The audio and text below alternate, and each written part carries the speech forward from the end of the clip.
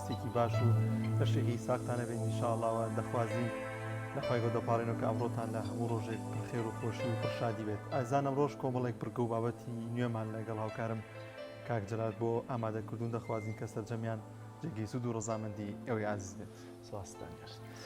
بەناوی خوای پەروەردگار لە وڵاتی ئێمەدا هەر ڕۆژەی کە ڕۆژێکی نوێ دێتە پێشەوە ئیدی یا دەبێت بە قەیرانێک یان زۆر جار دەبێت بە هەواڵێکی ناخۆش دەستپێکی ڕۆژەکەمان بێت. دوێنێ یەکێک لەو هەواڵانە کە جارێکی تر بڵاو بوویەوە میدیاکانی تەنی بوو باس لەسەر هەڵدانی ڤایرۆسی سارسیان دەکرد. بۆیە کە 2000 خۆشبەختانە دیارە هەواڵەکە بنەمایەکەوە تۆی نەبوو بۆیە دەبێت هەموو ڕۆژێکمان بە گەشتبینیەوە دەست پێ بکەین نابێت چاوەڕێی دەستی زۆر جار با بڵێم حکوومەت و خەڵک و دەوروبەرمان بین لەوەی کە گەشتبینیمان پێ ببەخشن چکە بە ناشکری نەبێت هێندا گرفت و قەیران زۆرن لە وڵاتەدا کە بەرۆکی تاکەکان دەگرێت دەبێت خۆمان لە ڕووی دەرونی خۆمانەوە خۆمان گەشە بە خۆمان بدەین و هەمیشە بە گەشتبینیەوە سەیری ژیان بکەین بۆ هیوایی کە ئەم ڕۆژتان ڕۆژێکی پڕ لە پرشنگدار و بەرەکەت بێت بۆ هەموو لایەک. بابەتەکانی پەیامی ڕۆژی ئەمڕۆژ دیارە بریتین لە دوو تەوەری زۆر سەرەکی کە گرنگن یەکێکیان باس لەوە دەکات کە دیارە دوێنێ ڕۆژی گیانی پاراستنی مافی مناڵان بوو ئێمە دەمانوێت بزانین چۆن پێویستە مافی منداڵەکانمان بپارێزین هەمومان یا زۆری نەمانەوانی کە خاوەنی منداڵن منداڵیان هەیەوە زۆر جان ڕەنگە تا ئێستا باگانە بن لەوەی کە مافی منداڵەکانمان چییە تەنها ئەوەندەیە کە بە خێویان بکەین و پارەیان بۆ پێیان بکەین و نانیان بدەینێ یاخود ئەرک و مافی دیکەیان هەیە بەسەرمانەوە. ڕازان لە تەوەری دوین بەرنامەکەماندا باز لە چۆنێتی گوێزەبانەکە لە زمانی خۆماندا زیاتر بە عەقیقا بەناوبانگە باز دەکەین و بزانین ئەم سونەتە گەورەی پێغەمبەری خوا صلی الله علیه وسلم چۆن ئەنجام دەدرێت و لە چ کاتێکی لە دایکبوونی منداڵدا گوێزەبانە بۆ منداڵەکان ئەنجام دەدرێت و سوود و حکمەتەکانی ئەم سونەتە گەورەیە چیەوە بۆی کە زۆر لە بینەران ئاشنا بن بەم سونەتەوە ئایا زانین چۆنیەتی ئەنجامدانی چۆنەوە پێویستە چ جۆرە ئاژەڵێک سەر ببڕێت بۆ ئەم عەقیقەیە و زیاتر زانیاری لەو بارەوە بە میوانداری زانایەکی ئاینی ئامادە دەکەین ئینشاءڵڵا.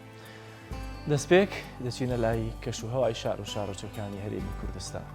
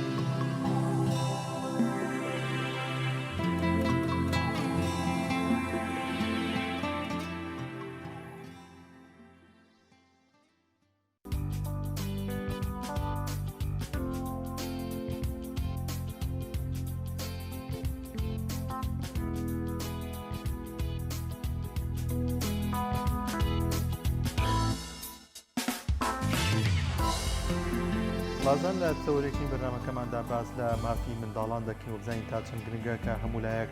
هەموو ئەو ماف و پاراستنی سەلامەتیانە بە منداڵەکانمان ببەخشنەوە لەگەڵیشدا بزانین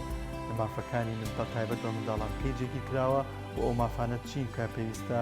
دەستەبەر بکەین بۆ منداڵان و تا چەند دایک و باوکان ئەویان لەسەرشانە کە پاراستنی مافەکان پاراستنی هەموو حەقێک بە منداڵەکانیاندان بۆ قسەکردن لەسەر ئەم بابەتە و زانیاری زیادن دەچمە لای میوانەکەمانی زۆر بەڕێز مامۆستا سامان ئەحمەد خەرەداخی کسپۆ لە واری پەروەردەی باخچەی ساوایاندا ئەوسا سوپاس کە میوانی بەرنامەکەمان زۆر سپاس هیوای سەرکەوتنتان بۆ خواستم دەستان خۆش بێت سپاس بۆ بینەرەکانیشتان زۆر ئەوسا سامان دەمەوێت لەوە دەست پێ بکەین کە مافی منداڵان لەکوێوە سەری هەڵدا لە چ کاتێکدا جێگیر کرا بەناوی خۆی بەخشندەی میهرەبان لە ڕاستیدا ئەم مافانە بە گشتی لە سەردەمانێکی کۆنەوە سەری هەڵداوە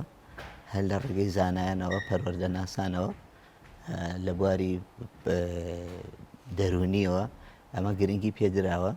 و لە سەردەمی پێغەمبەری خوا صلی الله علیه و سلم 1400 ساڵ لەمەوبەر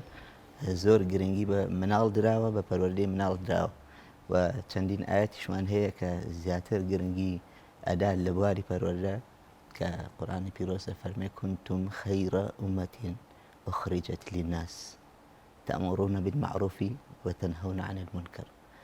ئەمە پەیامێکی دروستە بۆ هەموو دایکان و باوکان بۆ هەموو فێرخوازان بۆ هەموو بەرپرسانی بواری پەروەردە کە پەروەردەکردنی نەوەکانی داهاتوو بەڕاستی زانستێکی سربەخۆ و زانستێکی تایبەتی خۆی هەیە لەم ڕوانگەیەوە ئێمە دەتوانین پەروەردە بە تایبەتی مافەکانی مناڵ لە بواری مافەکانی مناڵانە لەو کاتی کە نەتەوەی گرتوەکان لە 20 تشرینی دووەم 2011 ساڵی 1970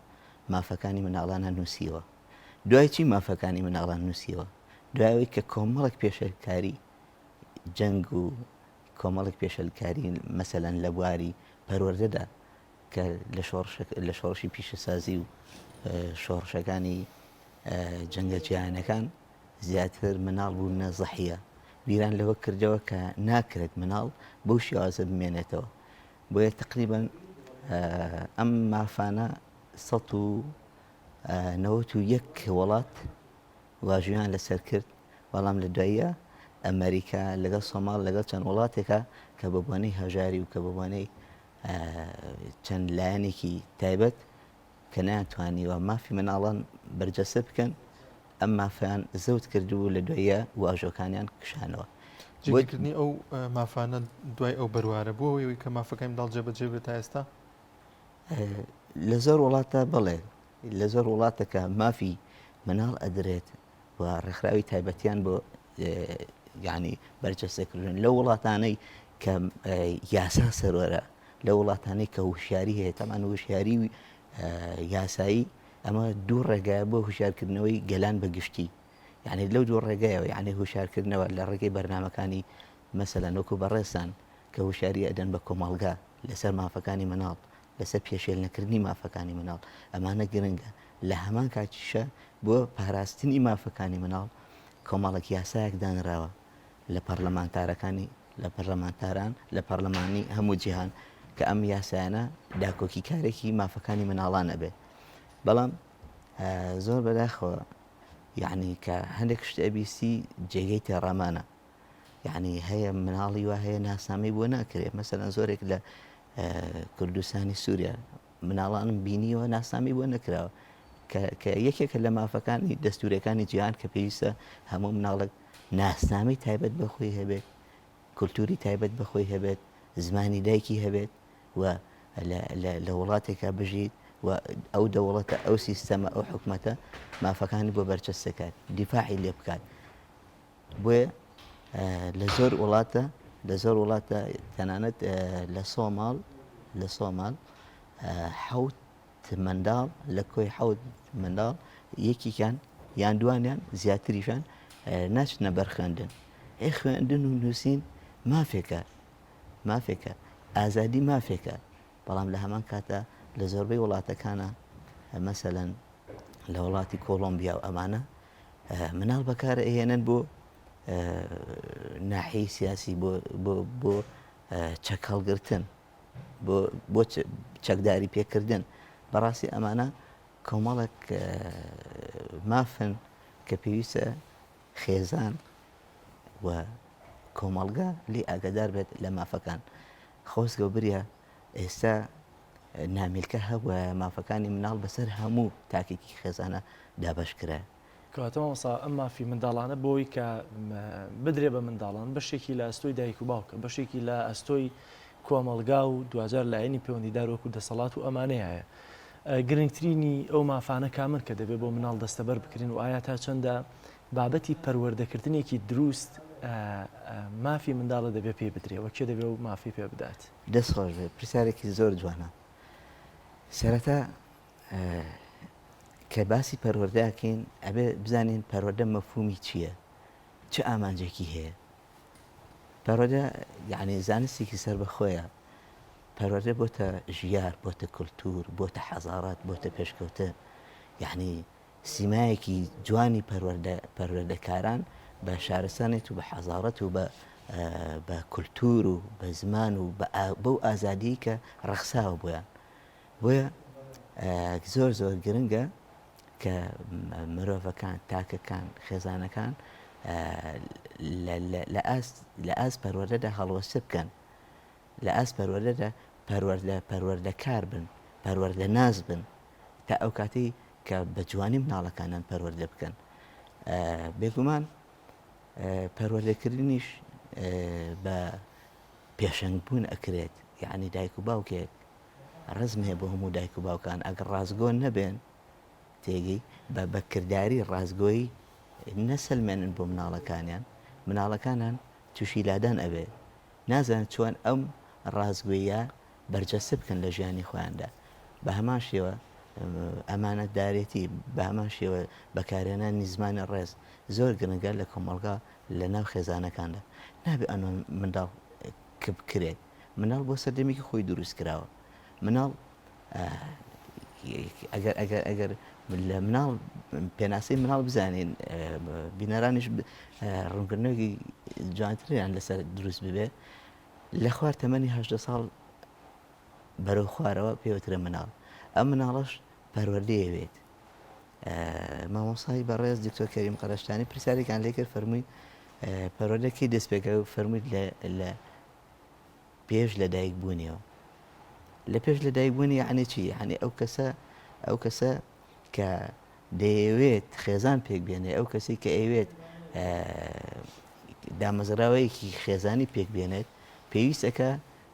کەسی باشە بژێرەوەن کە حوەل ئەیامە منکم من عیبادیه الصالحین بگەڕە بە دوای بەندە چاکەکانە دایکە چاکەکانە طبعا دەگەڕنەوە ماوەسا ببوورە دەڵێن گەنجێک دەچێتە خزمەتی پێغەمبەر درودی خوا لەسەر بێت دەفەرمێت ئەرکی باوکم چییە بەسەر منەوە دەڵێت ئەرکیەوەیە کە دایکێکی باشت بۆ هەڵبژێرێ واتە خۆ منداڵە تازێ سەر لە دایک بۆ گەورەیە و وانە چۆن دایکێکی باشی پێ هەڵبژێرە واتە دەبێت باوک هەر لە دەستپێکی بۆ نمونە و کەسەکە هاوسەرگیری دەکات دەبێت بیر لەوە بکاتەوە کە ئافرەتێکی هەڵبژێرێ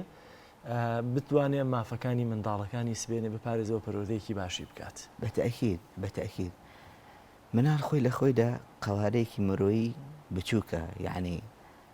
پێویستە پەروەردەکاران دایک و باوکان لە ئەهمێتی مناڵ لە گرنگی مناڵ یعنی تێڕوانین بۆ مناڵ لە سێ جان بۆ زۆر گرنگە یەکەم مناڵ بیناسی مناڵ دووەم لی تێ بگەیت ئەسڵ تێکێشتە سێم داواکاریەکانی مناڵ چییە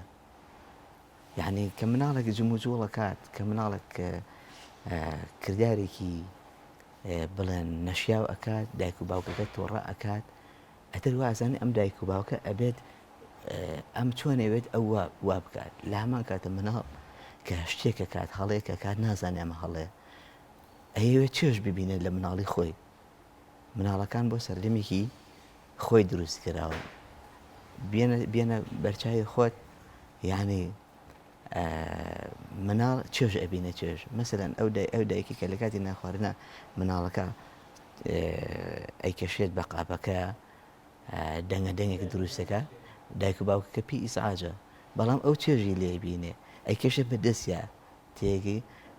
تەهزیبێکات تهدیدێکات ئەنجەکەە یان کەوچەکە فڕات ئەلە گرێت ئەڵە فڕێ نەیە جاری دووەم فڕات ئەڵە بۆ فڕێ لی تۆڕا بجاری سێم تحمل ناکات تعسوبێتی خێزانەکان کوردوایە کەم سەبر و کەم تحملن. ئەم جۆرە کردارانە تا چەند گرنگە کە دایک و باوکان وشیارێکی وایان لا دروست بێت کە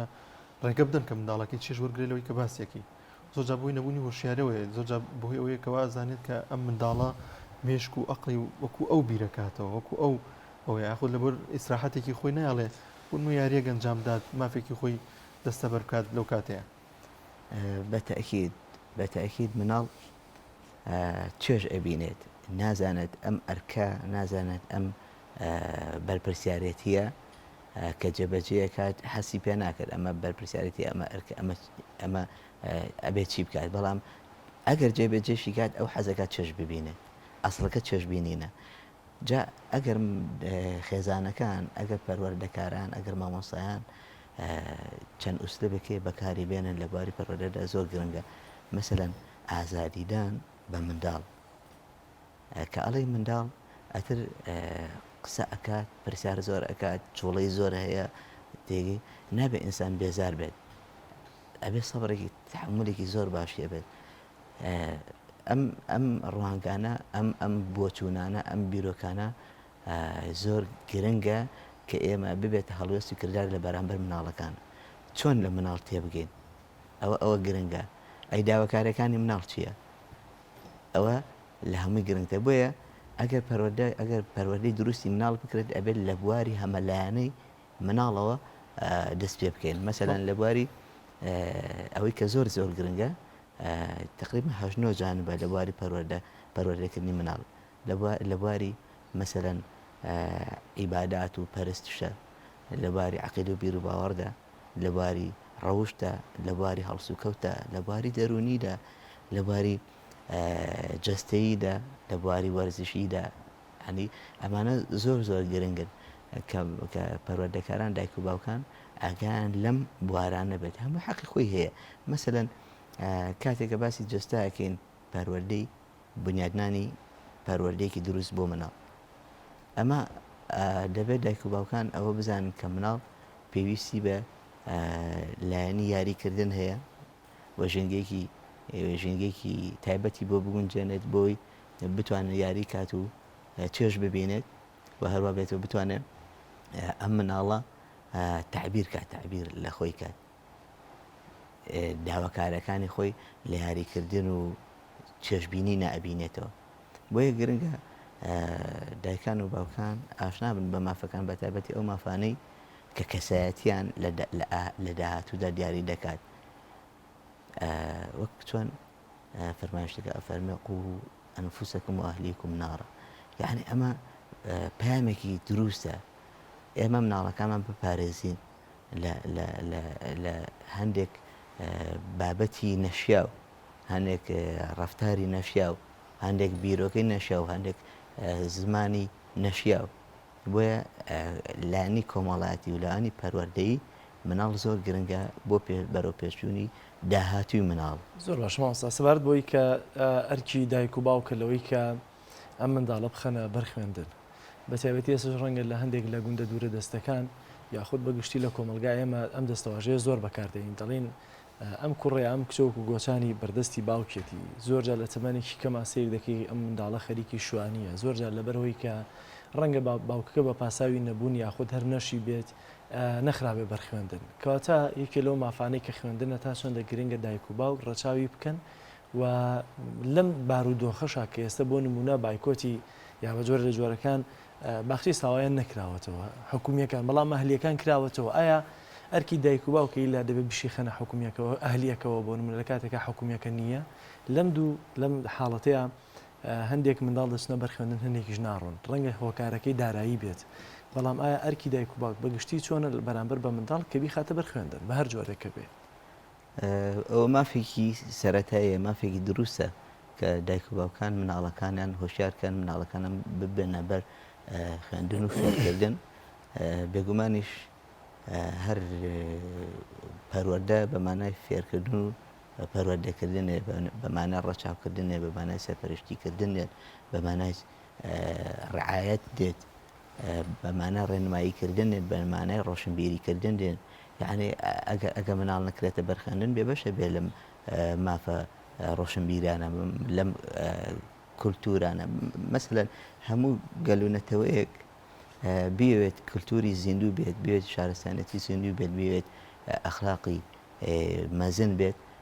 پێویستە لە ڕێگەی پەروەردەوە کە ئەو کولتور و زانیار و ڕەچەڵک و یعنی ئازادی و خوێندن و مافەکان بە گشتی لە ڕێگەی پەروەردەوە بگازرێتە بۆ نەوەکانی دوای خۆیان یعنی بەبێ پەروەردە هیچ ڕێگایەکی ترمان نییە هیچ ڕێگەیەکی ترمان نییە کە بتوانین ئەم مناڵە خوێندەوارکن ئەم مناڵە ڕۆشنبیرکەین ئەم مناڵە بە مافەکانی ئاشناکەن ئەم مناڵە بتوانێت لە ژنگێکی ئازادە تعبیر لە ژیانی خۆی بکات ئەم مناڵە بتوانێت هاوڕێتی لەگەڵ هاوڕەکانە یعنی ژیان بەرێتە سەر و بتوانێت داکۆکی لە مافەکان و دەربڕینی لە مافەکانی خۆی بکات یعنی لە باخچی ساوانە گرنگترین ئاماجی باخچی ساوان ئەوەیە کە مناڵان بە ئازادانە بە سربەستانە تعبیر لە ژیانی خۆی بکات ژنگەیەکی بۆ دروست بکات چەندین قوتابخانەی دەرونی و قوتابخانەی پەروەردەیی دامەزراوە لە پێناو ئەم مافانەدا لە پێناو خوێندن و ڕۆشنبیریکردنیاندا مەسەلەن ئەو کاتایی کە پێغەمبەری ئیسلام عەلەیهی سەڵات وەسەلام لە جەنگەکانە کاتێکە دیلەکان ئەگیران پێغەمبەر صلی الله علیه وسلم ئەیفەرموو هەر کەسێک مناڵی مسلمانان فێری خوێندەواری کات ئازادی بکەن لەبەرەوە خۆشویستنی پێغەمبەر بە تایبەتی ڕنگدانەوەکی تایبەتی هەیە لە کۆمەڵگە ئیسلامەکانە لە کولتوری مسلماناندا زۆر باش مامۆستا زۆر جار کەشف نەکردنی چەسانەوەی مافی منداڵێک بەچی بزانێ منداڵێکە مافەکەی زەوت دەکریا خود دەچەوسێنێتەوە تاوەکو ئەوەی کە کەسێک نەبێتەوە ئەوەی کە ئاشکرایکە بوون نە ئاسەوارێک بەجستەوە نەبێت کە دایک و باوکی یاخود زردایکی ئازاری پێگەشتووە ئەم منداڵە دەرناکرد کە مافی زەوت کراوە کە پاراستنی سەلامەتی بۆ نەکراوە چی بکرێ بۆی کە بتوانێت مافەکانی منداڵ کە زەوت بکرێت ئاشکرا بکرێت بە شازێکی سەرەکی حکوومەت و دەسەڵات بەرپرسیارە لە دامینکردنی مافەکانی مرۆڤی وڵاتەکەی بە تایبەتی مناڵان یعنی مافی مناڵ کاتێک کە دایک و باوک جا ئەبێتەوە ئەبێ ئەو مافە ئازادانەی لێ نەسەندرێت کە پێی بڵێت تۆ حەزێکی لای دایکە بیتیان لای باوکت با بە ئازادانەی خۆی هەڵی بژێرێت زۆر گرنگە کە مافەکان لای دایک و باوکان وریا یعنی بە ئاگابن لی ئاگابن مەسەلەن کڕەتێکیان لە ژیانی پێغەمبەری خوا صلی الله علیه وسلم دایکێک بە مێردەکەی فەرموو ئەمەوێت هەندێک مڵک هەندێک خان و هەندێک بەڵێن سەرۆتی حیوانداری ببەخشی بە کوڕەکەم ئەیشوتی باشە پێ بەخشم فەرمووی ئاخە من ڕازی نابم با یەکێک لە بینمانە بێ ئەو کەسەش ڕازگۆترین کەسە کە پێغەمبەری خوا صلی الله علیه وسلم وتی باشە بەوەش ڕازی دەبم پێغەمبەری خوا صلی الله علیه وسلم هاتە نێواندیان و فەرمووی ئەی پێغەمبەری خوا بەشایەت بە من ئەو مڵکە بەخشم بم مناڵم پێغەمبەر صلی الله علیه وسلم فەرمووی من شایەت هەبم بەڵام ئایا مناڵی ترت هەیە ئایا وەکو ئەمی پێ بەخشیت ئاوا دادپەروەریت یەکسانی فەرمووی نەوەڵە یا ڕەسوڵ الله فەرمووی کەواتە منیش لێرە هەڵ ئەسم مەشایەتی نادەم بۆ کەسێک کە نادات پەروەری نایەکسانی لە نێوان مناڵەکانی بکات وی خێزانەکان کە گرفت و کێشە دروستە بێت لەو ڕانگەیەوە دروستە بێت کە نادات پەروەری لەگەڵ نێوان مناڵەکانی ئەکات لە نێوان کچەکانی ئەکات لەگەڵ کوڕەکانیە بۆیە لە زۆربەی شوێنەکانە ئەبینین مافی مەسەلەن ئەو مافی کە لە دوای دایک و باوک وەرەسە مناڵی کچی بێ مناڵی کچەکانی لێ بێبەش دەکەن بەڵام لە هەمان کاتە ئیسلام هاتووە مافێکی زۆر جوانی داوە حەقی هەموو وەلیکولی ذی حەقە و هەموو شتێک لە جێگەی خۆدا حەقی پێدراوە کە ئەمەش حکمەتی گەورەی زانایان و پەروەردەکاران دەرئەخات زۆر باشە مامۆستا زۆر بە کورتی لەبەرەوەی دەرفەتمان نەماوە دەمەوێت بزانم یاسا نێودەوڵەتیەکان ڕەنگە منداڵ تا 18 ساڵ لە خەڵم بدەن دوای ڕەنگە ئەرکی دایک و باوک نمێنێ بەسەر منداڵەوە بەڵام واقع تاکەی دایک و باوک ئەرکیانەیە بەسەر منداڵەکانەوە دەبێت مافی منداڵەکانیان دەستە بەر بکەن چونکە لە کۆمەڵگەی خۆمانە پیریش ببی ئەگەر دایک و باوکت بمێنێ هەر لە مناڵەکەم هەروەکو مناڵەکەی جاران سێر دەکەن. ڕاستە وەڵاهی ئەمە ئەکەوێتە سەر پەروەردەی دروستی مەسەلەن خێزانەکان لە چه ڕوانگەیەکەوە بتوانرێت مافەکانی مناڵان پێشێل نەکەن.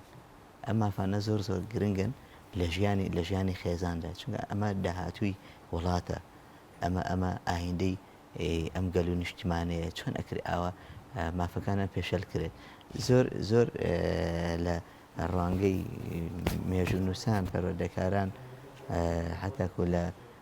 کتێبە بەناوبانگەکان لە کەسایەتیەکان من پێغەمبەری ئیسلام عەلەیهی سەڵات وەسەلام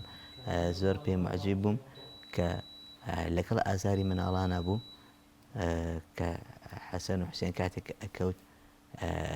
هەسی بە ئازارە کرد باوەشی پیاکرد و ماچێ کرد و کاتێکە لە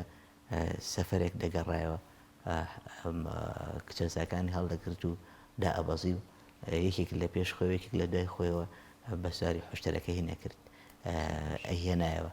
حتا گۆرانی بووت حتاکو لە سوژدا پێغەمبەری خوا صلی الله علیه وسلم ئەوەنە لە سوژدا ئەمایەوە لە نوێژی جەماعەتە لە نوێژی عیشا ئەوەندە ئەمایەوە هەتاکو ئەسحاب وان ئەزانی شتێک ڕووی داوە بۆ یەکێک لە ئەسحاب سەری بەرز کردەوە تەماشای کرد پێغەمبەری خوا لە سوژدا ئەوش خێرا سەری بردەوە سوژدا دوایی کە تەواو بوو فەرمی یا ڕەسوڵ الله چی بوو ئەوەنەت پێچوو لە سوژدا ئەمان زانی وحید بۆ هاتووە وتی نا لەبەر خاتری مناڵەکە لەبەر خاتری حەسەن کە لەسەر شان بوو حەزم نەکرد لی تێک بدەم یاری خۆی با بە ئیسراحەت بکات لە سوژدا مامەوە تاکو چێژ ببینێت ئەمانە زۆر هەڵوێستی جوانن لە پێغەمبەری ئیسلام عەلەیهی سەڵات وەسەلام یعنی کە سەرمەشقە بۆ خێزانەکان سەرمەشقە بۆ تاک سەرمەشقە بۆ کۆمەڵگا سەرمەشقە بۆ دەوڵەت بەڕاستی ئەم ئاوەڕنەدانەوە لە ئیسلام و لە گەورەی ئیسلام بەرامبەر پەروەردەی مناڵان بەرامبەر مافی مناڵان یعنی هەتاکو باس بکرێت هێشتان کەمە. زۆر سپاس بۆ مامۆستا سامان ئەحمەد خەرداخی پسپۆر لە پەروەردەی بەخچەی منداڵان سپاس کەمیوانی بەرنامەکەمان زۆر سپاس بۆ بەڵێ بینەرانی عەزیز دەچین لای ناوڕێک و دەگەڕێنەوە نات.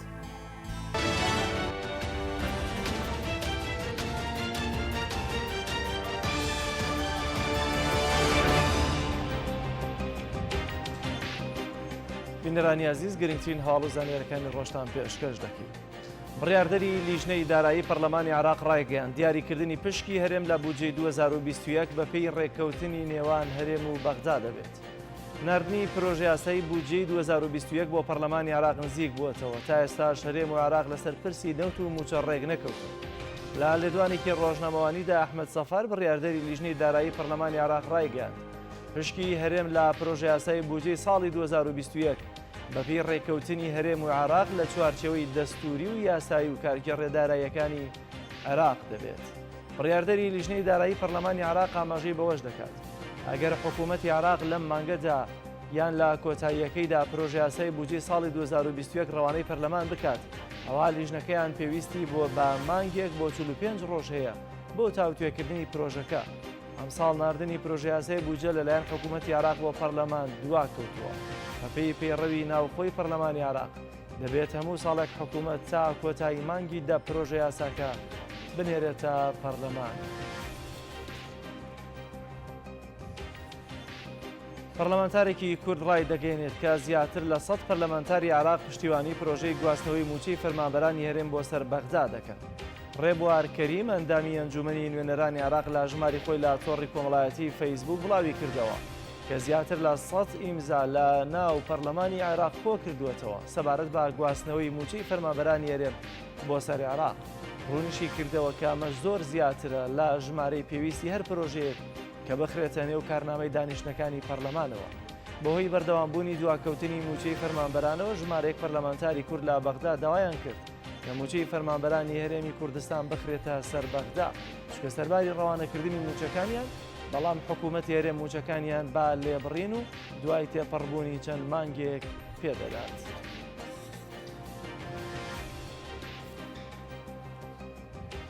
ئەمینداری گشتی ئاسایبی ئەحلی حەق داوا دەکات موچەی موچەخۆرانی هەرێم ڕاستەوخۆ لەلایەن حکوومەتی عێراقەوە دابەش بکرێت. لە چاوپێکەوتنێکی تەلەڤیزیۆنیدا قەیس خەزعەلی ئەمینداری گشتی ئاسایبی ئەحلی حەق داوای کرد هاوشەوەی موچەخۆرانی عێراق موچەی موچەخۆرانی هەرێمی کوردستانیش بکرێتە کارتی بانکی و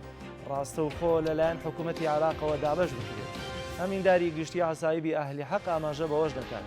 دابشکردنی موچە بە شێوەی ڕاستەوخۆ وا دەکات ژماری بندیوارەکان بزانرێت بەمەش موچەخۆری ڕاستەقینە نابێت تا قوربانی ململانە سیاسیەکان. لە چاوپێکەوتنەکەتا غەیزعەلی لە چاوپێکەوتنەکەی غەیزعەلی لە کاتێکدایە 7 ڕۆژ لەمەوبەر پەرلەمانی عێراق بەپێی بێ فراکسیۆنە کوردیەکان یاسای قەرزی پەسەند کرد. لە یاساکەدا ناردنی پارە بۆ هەرێمی کوردستان پێیوەست کراوە بە ڕادەستکردنی بڕێک نەوت و نیوەیدا تا نانەوتیەکان بۆ فیدراڵ.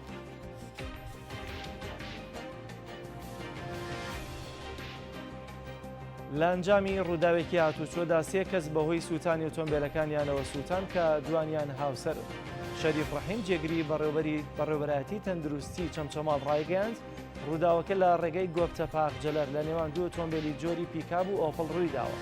ڕۆنیشی کردەوە لە ڕووداوەکەدا 3 کەس گیانیان لەدەستداوە کە دوانیان هاوسەرن و سەرنشینی ئۆپڵەکە بوو. کەسێکی دیکەش لە پیکاپەکەدا سوتاوە و کوڕێکیش بریندار بووە. بەپێی زانیاریەکان ئەو ژن و مێردەی لە ڕووداوەکەدا گیانیان لەدەستداوە چەند مانگێک لەمەوبەر هاوسەرگیریان کردووە. سەرۆکی فەڕەنسا مۆڵەتی 15 ڕۆژ دەداتە سەرکردە موسڵمانەکان و پێشنوێژی مزگەوتەکانی وڵاتەکەی بۆ ئەوەی پەیمانی بەهاکانی کۆماری فەڕەنسا واژۆ بکەن. ئیمانۆڵ ماکرۆن سەرۆکی فەڕەنسا لە چوارچێوەی هەوڵەکانی بۆ ڕوبەڕووبوونەوەی توندڕەوی لەگەڵ نوێنەرانی نۆ ئەنجومەنی ئیسلامی و سەرکردە و پێشنوێژ و وتارخوێنی موسڵمانانی وڵاتەکەی کۆبوویەوە. لە کۆبوونەوەکەدا ماکرۆن مۆڵەتی 15 ڕۆژی دایە سەرکردە و نوێنەرانی موسڵمانی فەڕەنسا بۆ ئەوەی پەیمانی بەهاکانی کۆماریە وڵاتە کە لەسەر بنەمای ئەلمانیە داڕێژراوە واژۆ بکەن. بەپێی پەیمانەکە ئیسلام لە فەڕەنسا ئاینە نەک بزوتنەوەیەکی سیاسی. هەروەها دەبێت نوێنەرانی موسڵمانی ئەو وڵاتە بەڵێن بدەن هەر جۆرە دەستوەردانێکی دەرەکی لە کاروباری ئاینی خۆیان ڕەت بکەنەوە. دوا بەدوای زنجیرەیە کێرش لە فەڕەنسا کە بووە هۆی کوژران و برینداربوونی ژمارەیەک هاوڵاتی لە وڵاتە حکوومەت چەند ڕێژوێنێک بۆ ڕوبەڕووبوونەوەی گروپە توندڕەوەکان دەگرێتە بەر کە بە پاساوی ئەم ڕوبەڕووبوونەوەش زۆر جار موسڵمانانی وڵاتەکەی دەکاتە ئامانج. دوای 7 ساڵ ئازەربەیجانیەکان یەکەمین بانگیان لە مزگەوتی گەورەی ئاکدامدا کە لە ساڵی 1993 دوای شەڕێکی خوێناوی هێزارمەنیەکان و شارەیان لە دەستی ئازەربەیجانیەکان دەرهێنا. کاروانی تانکەکانی ئازەربەیجان باڵای وڵاتەکەیان و تورکیاوە چوونە نێو شاری ئاگدام. ئاگدام یەکێکە لەو شارانەی کە ئەرمینیا بە گوێرەی ڕێککەوتنی ئاگربەست دەستبەرداری بووە و بۆ ئازەربەیجانی بەجێهێشتووە. ئاگدام دەکەوێتە ڕۆژاوای ئازەربەیجان و سەرۆکی ئازەربەیجان بە بۆنەی گرتنەوە دەستی شارەکە پیرۆزبایی لە وڵاتەکەی دەکات. ئاگدام تاوەکو وەفتی ڕابردوو شارێکی چۆڵ و نالەبار بوو بۆ ژیان چونکە دوای جەنگی 1993ەوە هێزەرمەنیەکان بەشێکی زۆری شارەکەیان ڕووخاند. بەڵام مزگەوتی گەورەی شارەکە هیچ زیانێکی پێنەگەێنرابوو. هاوکات خزمەتیش نەکرابوو. دوای تێپەڕبوونی 27 ساڵ ئازەربەیجانیەکان ڕۆژی هەینی دوای گەڕانەوەیان یەکەمین بانگیان لا منارەی مزگەوتەکەوەدا و نوێژیان تێدا کرد. ڕادەستکردنی ئاگدام بە ئازەربەیجان ئەنجامی ڕێکەوتنی نێوان باکو و یەریڤان بوو بە نێوەندگیری مۆسکۆ کە کۆتایی بە شەڕێکی سەختی 6 هەفتەیی هێنا. بەشێک لە هەواڵ و زانیاریەکانمان پێشکەش کردن. پاشناوبڕێک لە پەیامی ڕۆژ لە خزمەتتانە.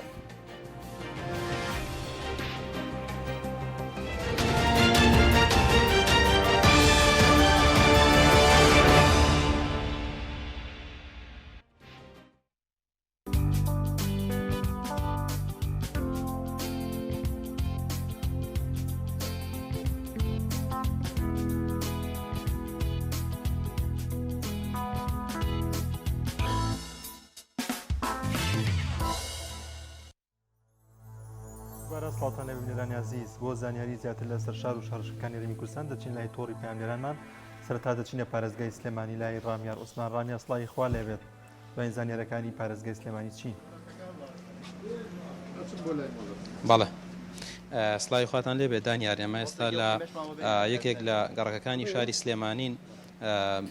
ئێرە بازاری ڕاپەڕینی پێدەوترێت ئەمڕۆ لیژناوە بەشەکانی قایمقامەتی سلێمانی هەڵمەتێکیان دەست پێ کردووە بۆ ینی دەست بە سەراگرتنی ئەو قیمانەی کە لە ئەو شوێنانە ئامادە دەکرێت کە تایبەتن بە ئامادەکردنی قیمە بڕیارێک دەرچووە لە وەزارەتی کشتتوکاڵ ینی ئامادەکردنی قیمە بەموو شێوەیە قەدەغە کراوە ینی ڕێنماییەکە کۆمەڵە گوردەکاری تایە من دەچمە لای کاک لەشکر سەرۆکی لیژناوە بەشەکانی قایمقامەتی سلێمانی بزانین بۆچی ینی هاوردەکردنی قیمە قەدەغە کراوە کاک لەشکر سڵاو لێبێ ئەم هەڵمەتەی ئێوە چۆنە ینی بۆچی قیمە قەدەغە کراوە کارەکەی چییە؟ سڵاتان لێبێ ئێمە بە شێوەیەکی دەوری لیژناوە بەشەکانی قایمقامەتی سلێمانی بەردەوام بەداواچوونەکەین بۆ شوێنە گشتەکان ئەمڕۆ لە ڕێگەی شەشتیمەوە گەڕێکی ڕاپەڕینمان بەسەر کردەوە بەمەسی بەداواچوون بۆ هەموو شوێنە گشتیانەی کە لە گەڕێکی ڕاپەڕین هەم خواردنگە ڕێستۆران خواردنی خێرا گۆشتفرۆش و دوکانی کولێرە بەقیمەکان و مارکێتەکان هەمووی بەسەرەکەینەوە بۆ مەسی بەداواچوون بۆ جێبەجێکردنی ڕێنماییەکان لە شوێنەکان و نەبوونی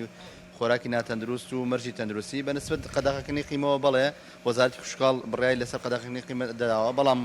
قیمەی هاوردەنا قیمە بە هیچ شۆرێ بە هاوردە نایەتە ناو هەرێمی کوردستانەوە بەڵام چەند کارگێکێ لە هەرێمی کوردستان کە قیمە ئاماداکەن بە پێی و ڕێنمایی کە لەلایەن وەزارەتی کشتتوکاڵەوە دەرچوو بۆ بڕاتی ڤێتەنەری سلێمانی و هەولێر و دۆک نێراوە کە پێویستە قیمەی ئامادەکراو نەبێت تەنها بۆ نەسا لە دوکانێک کۆمەک کولێرە بە قیمەیە پێویستە ڕاستەوخۆ خۆی ئامێری دروستکردنی قیمەی هەبێت و خۆی قیمەکە دروستکە بۆی کە ئێمە دڵنیابن لە سەلامەتی و تەندروستی ئەو گۆشتەی کە بەکارێنێ بەداخۆ زۆرجار ئێمە لە ڕێگەی تیمەکانوانەوەی تێبینیمان کردو زۆرجار گۆشتی خراپ بوو تێکەڵی گۆشتی ترەکرێ و ئەکرێ بە قیمە بە شێوەی قیمە بەسەر هاوڵاتیانە ساغەکرێتەوە لە بەرەوەی کە لە ڕووی علمیەوە ئەگەر کرا بە قیمە بە ئاسانی لێک جیا ناکرێتەوە بۆیە بە هەموو قیمەی ئامادەکراوە لە گۆشتفرۆشەکان لە کارگەکان قەدەغەیە بۆ ینی جیاوازی چییە مەسەلەیەکی لێرە ئەگەر قیمە ئامادە بکە گۆشتەکەی چ دڵنیاییەکە خراپ نەبێ ینی بۆ لە کارگەکان خراپە بەڵام لێرە چ دڵنیاییەکە خراپ نەبێ بەنسبەت ئەوەی کە لە دوکانەکە قیمە بکە گۆشتەکە ئامادەیە لە کاتی گەڕانی تیمەکانمانە بەردەوام سێریەکەین و پشکنی بە دوچوونەکەین بۆی کە بزانین گۆشتە بە شێوازێکی ڕسمی هاتوو پشکنی بۆ کراوە کە داخڵی هەرێمی کوردستان بووە بەڵام کە قیمە بوو قیمە چاوری یان گۆشتی بەست و زۆرجار تێکەڵێکرێت و جارێتی خاوە بێتەوەی بەستێتەوە کاریگەری خراپی لەسەر دەنووسی و ڕوبەری بەرکەوتنی هەوا بەر گۆشتەکە زیاکە کە کرا بە قیمە ئەمەش هۆکارێکە بۆی کە بەکتریا زیاتر لەسەری گەشە بکە و تەندروست نەبێت بۆیە پێویستە پێی پێویستی چەندی پێویست بوو خۆی ڕۆژانە ئەوەنە قیمە بکات و ڕاستخۆ بەکاری بێنێت گومانەکرێت بەداخۆ زۆرجار گۆشتی خراپ بوو بێجگەلەوەی کە چاوری و زۆرجار ئێمە بینیمانە تەنانەت دڵیش کە تێکەڵی قیمە کراوە و ساخراوەوە لەگەڵ چاوری ناتەندروست ساخراوەوە بە قیمەی فرۆشا بۆیە بە موشێ قیمەی ئامادەکراوە قەدەغەیە باشە ئەو قیمەی کە ینی گۆشتی ڕۆستی پێڵێن لە سنوورەکان و هاوردە دەکرێت قیمەی ئەمانە دەگرێتەوە یاخود بەس ئەو قیمەیەکە لە کارەکانی هەرێمی کوردستان درست قیمە بە ئامادەکرایی لە سنوورەکانەوە داخڵ نابێت تەنها گۆشت لە سنوورەکانەوە داخڵە بێ و گۆشتانش کە داخڵە بێت لە سنوورەکانەوە پشکنی بۆکرێ دوایەوە داخڵە بێ هەر گۆشتێک پشکنی بۆ نەکرێت ئێمە وەکو قایمقامەتی سلێمانی ڕێگەناین لە پارێزگای سلێمانی ساغ بکرێت سەر هاوڵاتیانە بەڵام قیمە لە کارگەکان و لە گۆشتفرۆشەکان ئامادەکرێ ئێمە لە پارێزگای سلێمانی 5 کارگەمانەیە ئێمە هەموویمان ئاگادارکردنەوە کە پێویستە قیمە نەکرێت لە بەرەوەی کە بە پێ بڕیاری وەزارەتی کشتتوکاڵ بڕیای لەسەرا و ئێمە کولی ژاوشکانی قایمقامەتی سلێمانی ڕاست پێران کە جێبەجێگەین ئەگەر بەدەر لە چاوی ئێوە دروست بکرێت قیمە لەو کارگانە ینی ڕێکاری یاسایی چیە بەرامبەر ئەو کار بە دڵنیاییەوە ئێمە کەم بڕیارە دەرچووە تازە بەدەستمان گەیشتووە ئێمە سەرتا ئاگاداری شوێنەکانەکەینەوە کە پێویستە بەپێی ئەو بڕیارە کار بکەن بەڵام ئەگەر پابەن نەبن ئێمە یەکەم جار پسوڵی سەرپێچیان بۆ ناکەین پسوڵی ئاگادارکردنەوەکەین کە ئەم بڕیارەیەوە بێت جێبەجێکەکەن بەڵام ئەگەر دووبارەیان کردەوە بە دڵنیای جراتی یاسایی لەگەڵاکەین ئەمڕۆ هیچ دەستان کردووە بەسەر قیمەیە بەم شێوەیە بکە ئێستا لەم دوکانەیە قیمەی هەیە ئێستا بەدواچوونەکەین بۆ وەستەکەی لەکوێ نایەتی بۆی سەردانی شوێنەکەین و کە ڕێگری بکەین کە ئەو حاڵەتە دووبارە نەبێتەوە سۆش دکتۆرگیان جەلال ینی ئەم بەیانی و خۆی ئاماژەی بێکە کاک لەشکر ینی بەدواداچوونیان کردووە بۆ دوکانانەی کە ئەو قیمانە پشکنینە بۆ کرێت کە لەو کارگانە دروست کراون وەلامان کادا ینی لە ماوەی چەند ڕۆژی ڕابردووە دەستگیرا بەسەر ینی ڕێژەیەکی زۆر لە جگەری خراپبوو کە لە دوکانەکان بەداخەوە ینی فرۆشراون بە هاوڵاتیان ینی دەرخواردی هاوڵاتیان درراوە کە ینی جگەرەکە تێک چووە بۆی ئەم لیژنانە هەوڵەکانیان چرتر کردوێتەوە لە بازارەکان دەگەڕێن هەر مادەیەکی لەم جۆرە ببینن هەم سزای شوێنەکە دەدەن هەم شوێنەکە دادەخەن بەڵام نازانین دوجار ئایا سزاکە جگە لە مادی ینی زیندانیکردنی شتیا دەبێت یاخودنا بەڵام شوێنەکان وانەی کە جگەری خراپبوویان هەبوو لە ئێستادا داخراون دەست بە شوێنەکانە گیراوە بەڵێ زۆر سپاس بۆ پامنێرمان ڕامی عوسمان کە لە شاری سلێمانیەوە لەگەڵمانە بوویت. وڵازان دەچینە پارێزگای دهۆک بزانین دوایین زانیارەکانی پارێزگای دهۆک چین دەچینە لای پامنێرمان ئەمجد عوبەید ئەمجد سڵای خوا لێبێت دوایین زانیارەکانی پارێزگای دهۆک چین.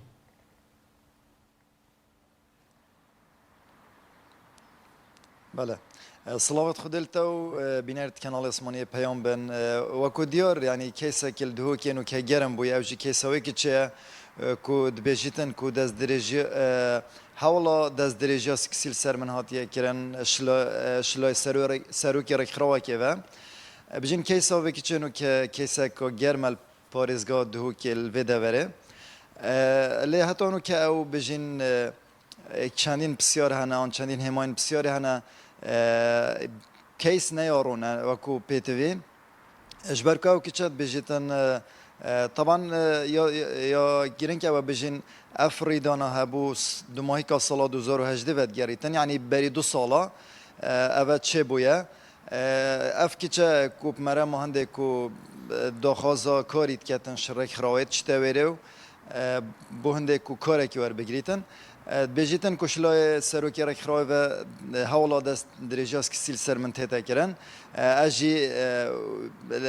پاری کاری حوالن خو یعنی وی کسید قطین لید دین تا کو 15 روزت کویتت نخوش خانه و علی گلک بسیار هنال سر و کیسه و پشتی هنگه یعنی هر دو بجین هر دو لاینا هر افکیچه و هر سروکی رخرایجی یعنی بجین کیسا خوش دادگه و گواستی سر تورنجواکی و پشتینگش تورنجواکی جی و گواستی سر شاشن تلویزیونه بونده کو کارت کرنه الخلکی بکن و کارت کرنه یعنی بجین هست و سوزن خلکی که بلای خوب کشن هر کسی کن شوی کی بد گوزید اف کی چت بجیتن حوالا دست درجاست که سر مهاتیا کرن شلای خوبه سروکی رک خرا و جهات یا سر خطوت بجیتن اوه که چه پاری کاری هنده کسا هیرش کریه منو از قطعی ما و حتی من چاوه که خوشش دست داید دوی ریدانه دا بجیتن یعنی اوان ویکی چه داخوازه دفتره که دولاریش من کریه و موبایل و لابتوپ و چندین کلو پلیت را خراویشی دزینه یعنی همان دم داشتی که چت بجیتن سروکی را خراوی سکالات همار کریه و داخوازه هنده کریه اگر 5 دفترین دلاری پناه ندان او دسکالای تو مارکت و وکیسه بالاف کردن یعنی هر دولا توماتا یک ترت کن و بحث پاره تیتا گرن یعنی هر دولا بحث هندت کن که لایه برانبر داخازا پارات کردن اجبرنده اف کیسه تانو کجیا رونینه سروکی رخراو جیوی 65 سالن و اف کچه هجی بری 2 ساله زانکوی درچوه و یعنی بجین هنرمند شیوه کاره و چالاگوانه جی چالاگوانه بواری جناه یعنی وکو ما گوتی کیسه که رونینه جبرهنده جی یعنی تشتی هر سرنجا کو بینه را جی راکشم کو اف بریارا دادگه بری چند روزه که در چه یعنی کو 15 و مه بریار هاتی دان کو اف کی چه بیت دست سر کرن اجبر کو بریار دادگه او کو بو مایشش حیواد هتا زندان کرن لوی که چه تانو کج خورادست نکریه یعنی بجین نزدیکی 6 روز سر بچوینه تانو که خورادست نکریه دمکی دا کو بری چنده که کیس ریدان کادیل دهو که ریدا اوجی کو تومدباره که خورادست پلیسانا کرو پلیس نچار بون تقلیب کنو انجام دا تومدبار هاتا کشتن یعنی پرسیار ولی او بو چهتانو که اف کچه نهاتی دست سر کرن دمکی دا بو شاشن تلویزیون و سوشال میدیا و تا دو ماهی کت آویتن یعنی کسی یارونینه هر دولا تومتا یک ودود کن بجن کو دخوازا یعنی بابت پاره گلک دوی کسی دا تیتا گوتن و کما گوتی کچ بجیتن حوالا دست درجه سکسیه او بجن او ظلامجی او سروکی ویرک خراویجید بجیتن او باندکی دزیه حوالا دزیه کریه و حوالا پاره کریه دخوازا پاره کریه و حتی دماکه یعنی بدناف تورنجواکیش دال و دماکه یعنی پشتی هر دولاهاتی نصر خالد بحثلوی چندت کن بجن اف بابت ابتنه بو هنده کو بو مجیل کرنا خلقه کیه اجبر کو تانو که بجن امد سال 2020 دابتنه 4 موچن افصالهاتی ندا باش کردن یعنی خلک دو مهاجره که نیف موچه ورد گریتن امپلی برین و بجین اجبر هنده جید بجن اف کیسه هاتی گەرمkirin بۆ هەندێک و خەلکێک بێتە مژیلkirin ji ber ku kem û çenînin du mehancarekî mûçe têne dan barmîleka gaza tinê barmîlek jî bijîn nav dihûkê da nav senterê parêzgehê dan hatiye dabeşkirin û qeza û bijîn ew bajêr û bajêrkên ser bi parêzgeha dihûkê ve jî tanha hiç barmîleka gazê hatiye dabeşkirin tinê li hindek gund û kumalgehên dûrî dest bijîn hindek gasî hatiye dabeşkirin ji ber hindê dibêjin xelek dibêjîtin kêşeyên me zor in yanî گازدید مجزورن خدمت گزاری نینن موچنینه یعنی داکو اوه همی بهنش بیر کرن و خلک یک مجیل بید و کیسه ول برهنده اف کیسه هاتیه گرم کرن ویده میدا هفته مدوید بیجم یعنی اف کی چهل دو ماهی که بجین آخفتنی خوام پیامت خو بحث هندت کرد کو یک شنبه دخو را دست کرد مدویاس و اماجه په چند بکم کو یعنی پشتی بورینان ازی که هفتیه که شنیکا ده خورا دست کردن جبریارا دادگه و کما گویی یعنی گل هندش یکم بحث روشا پاریزگاه دهو که بکنش بلی کو دابش نکرنا گازاس پیش بلی و کو بجین موچه نینه کو اوا کشا حوالاتین هرما کردستان بگشتیه نزدیکی آنم شیم بجی زده تری 20 چالاکوان و مامستاجی تانها دست سرکرینه یعنی حتی اونو که چاره نویسیوان دیارینه ما گلک جا حوال دایه نزدیکی زیده تری 10 راپورت و برنامه مل سر وان کسان و کیسی بجین سر کیسن وان دست سرکریا درست کرینه لی تانو که کو بجین لاین سیاسی رخوان مافی مروی رخوان جواکی مدنی نهاتی نصر خب یعنی ما پرسیارش سروکی انجمن پارێزگا دو که جکر کواچ دیف چون کری لی هاتانو که یعنی برسوین ویجت لواز بوینه یعنی تانو که کسا که بو خل کیسن و کسانه که نخودان که ما گوتی نزدیکی 20 کسانه و افروکت بیت مهک یعنی مهک در باز بیت سر دست سرکن نوان کسا هندکش نزدیکی 3 ماهانه لی هندک جی او کسین 22 تاف سالا دهاتینه دست سر کردن اما ما هک در باز بیت و حتانو که سوکارین وان جهوان چارنوی سوان تومت وان نزانن یعنی حتانو که بجین اوه یا جه گازنده وان اوه یکو بوچه حتانو که دادگاهان پروانه چید بوچه حتانو که تومت وان نهایت دیار کردن کاتشیه یعنی اوه بجین کشه آن گلیه کسو کارن وان دست سرکریانه تومت وان چارنویس وان جه وان حتی نو که نزاننو ویدارین کلان سیاسی به نصر خطو رکروان جواکی مدنی و مافی مروی به نصر خط زور سپاس بۆ پەیامنێرمان ئەمجد عوبەید لە دووەکە و لەگەڵمانەوی سپاس بۆ زانیاریەکان یەکێک لەو سونەتانی کە لە کۆمەڵگەی کوردیدا زیندوو دەکرێتەوە ئەویش عەقیقە یاخۆت گوێ زەبانەیە کە بە زمانی خۆمان دەوترێت بۆیە ئەم تەوەرەمان تەرخان کردووە بزانین گوێ زەبانە چییە و تا چۆندە لە کۆمەڵگەی خۆمانە ئەم سونەتە جوان و گەورەیە زیندوو کراوەتەوە کە میوانێکی تایبەتمان دەبێت بەڕێز مامۆستا ستیخەمین زانای ئاینیە بەڵام پێشەوەی بچمە لای میوانەکەم ڤیدیۆکمان ئامادەیە کە دیارە لە چەند ڕۆژی ڕابردوو لە شاری کەلار عەقیقەیەک بۆ منداڵێک کراوە کە پەیامنێرمان هاوار محەممەد ڤیتێکی بۆ ئامادە کردین پێکەوە دەچینە لایەوە ڤیتیە بۆی کە بزانین ئەم عەقیقەیە چۆنە دواتر دێن قسە لەسەر ئەم بابەتە دەکەین.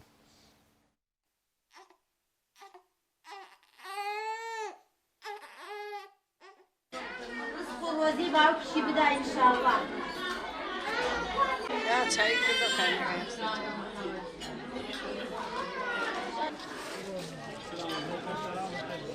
هێرجانەکانی تیوی بەردەچوورە.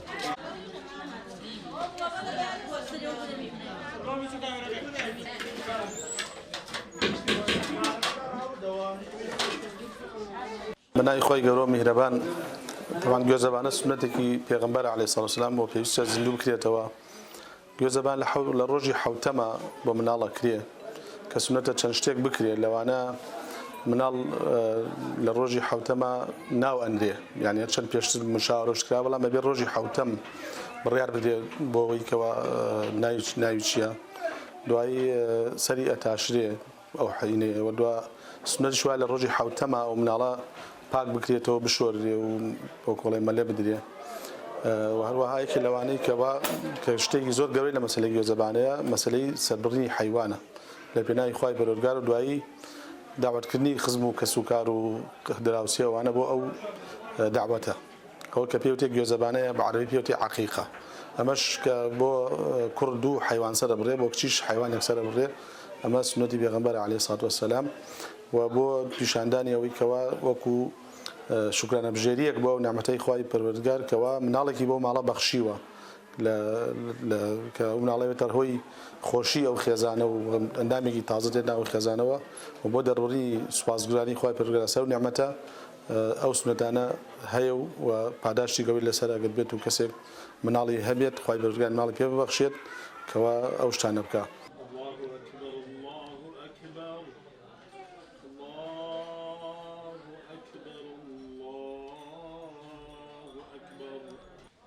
حي على الفلاح الله أكبر الله أكبر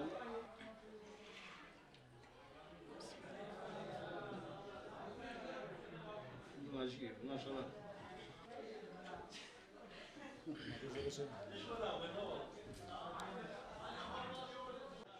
زۆر زۆر خۆشحاڵم بە هاتنی ئەم خزم و دۆست و برادەرانەکەوە بەسەریان کردینەوە بۆم گوێزەبانە ئەمە سنەتێکی پێغەمبەری خوا صلی الله علیه و سەلەم زۆر دڵخۆشین ئەم سنەتە یعنی چەندێ مناڵمان وێ زندگیگەینەوە ئێستا زۆر زۆر خۆشحاڵین لە ڕاستیە ئیمڕۆ ئەم خزم و دۆست و کەسانەکەوە نزیک بوونەوە و یەکتری بینین و هەجەن لە ڕۆژێکی ناخۆشیان لە ڕاستیەوە بەینێ ڤایرۆسی کۆرۆناوە لە ڕاستیە یعنی خەڵک پارێزەکات لە یەکتری بەڵام ئێمە لە ڕاستیە ئەوەشمان قسە بەلاوە لە ڕاستیەوە وەکووە حەزمان کرد ئەم دۆز و خزم و برادەرە کەسانە کە نەمان بین و یعنی نزیک بووینەوە لە یەکتری چاومان پێ بکەی و ئەم سنەتی پێغەمبەر صلی الله علیه و سەلەم زیندوو بکەینەوە داواکەم لەو خەڵکانیشەکەوە مناڵیان ئەبێ یعنی ئەم سنەتی پێغەمبەر صلی الله علیه و سەلەم یعنی زیندوو ڕابگرن لە ڕاستیە یعنی هەموو سنەتەکانی نەکو هەر ئەمە هەوڵ بدەین ئەو سنەتانەی کەوا پێغەمبەری خوا صلی الله علیه و سەلەم کردوویەتی لە ڕۆژانەیە ئێمەش هەوڵ بدەین یعنی پابەند بین پێوە ئێمەش لەو ڕێبازەوە یعنی دینداریەکەمان زیندوو بکەینەوە و یعنی خۆمانی پێ سەربەست بکەین بۆ دنیا بە قیامەتمان.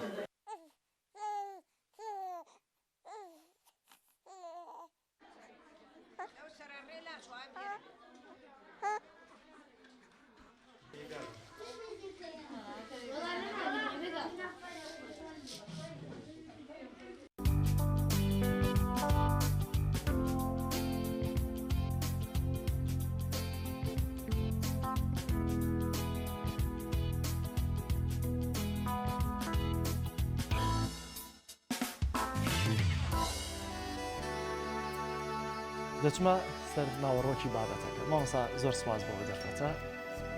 ئەم ڤیدیۆکە جەنابیشت بینیت تا چەندە بە وردی و بە جوانی جێبەجێکردنی سنەتی پێغەمبەر بۆ درودی خوای لەسەر بێت صلی الله علیه وسلم. دیارە ئەوەی بینیمان ئەوە بڵێن ئێمە لێرە بە شێوەی نەزەری باسیەکەن بەزەوە بە شێوەی عەمەلی بوو کە مسڵمانانیان بینەران باشتر بیسەران باشتر لێ حاڵێ بن بەست مەسەلەکە دیارە مەسەلەی کە ئینسان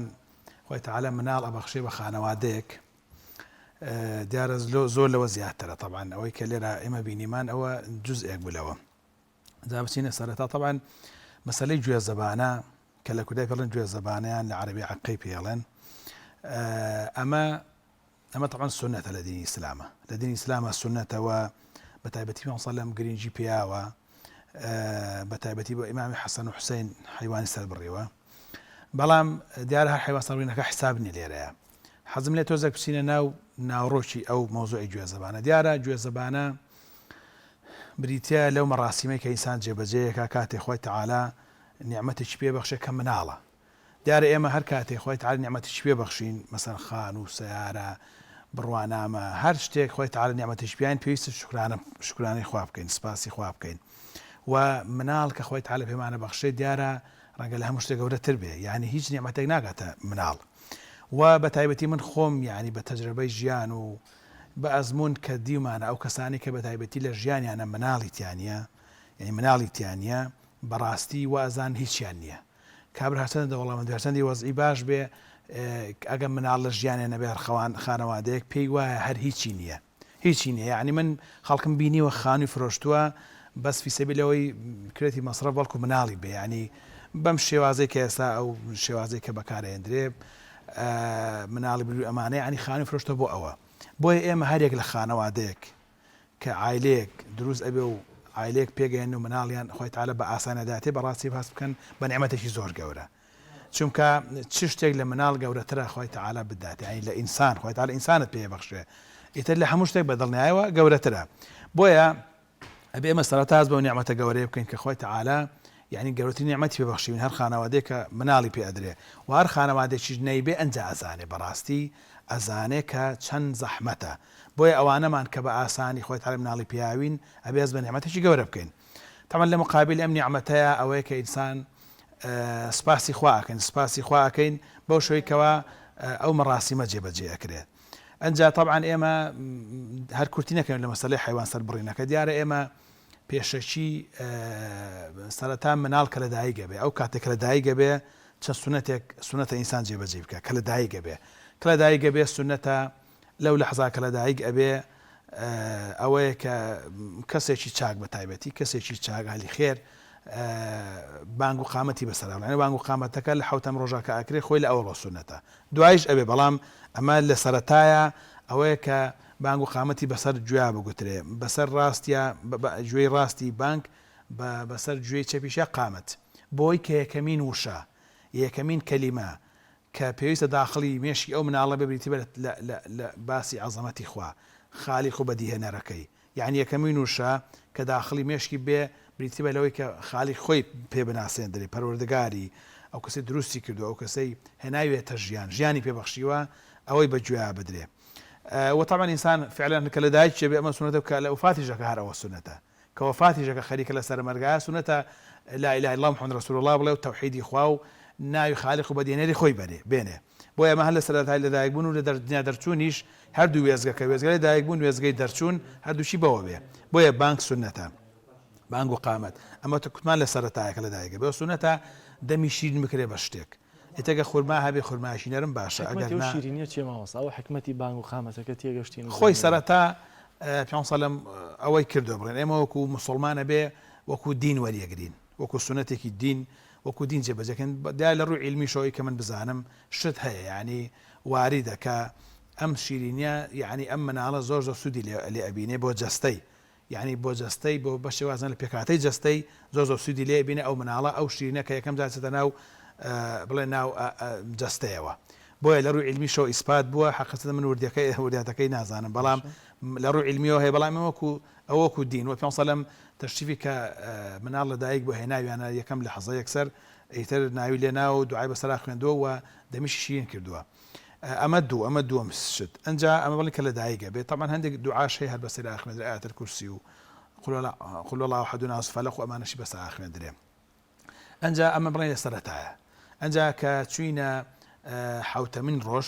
حوتەمین ڕۆژ سنەتە چەند سنەتێکی کێشێک لەوانە ئەوەیە کە سەری چا بکرێ سەری بە مەسەلەن بە شتێک بە مەشینێ شتێک چا بکرێ بە ئەندازەی مووەکە چەندەیە ئینسان زیو بکا بەخێر زیویان ئاڵتون بەڵێ بۆ کوڕ بۆ کچیش هەیە بەڵێ بۆ دووشیان واریدا چکا دووشیان هەم مناڵن لەو کاتە هەردووشیان مناڵن بۆیە هەردووشیان سنەتە سەریان بتاشرێ و ئیتریان علاکن بۆ ئامێران ئێستا هەیە بە ئامێرەکە ئازێتینەیە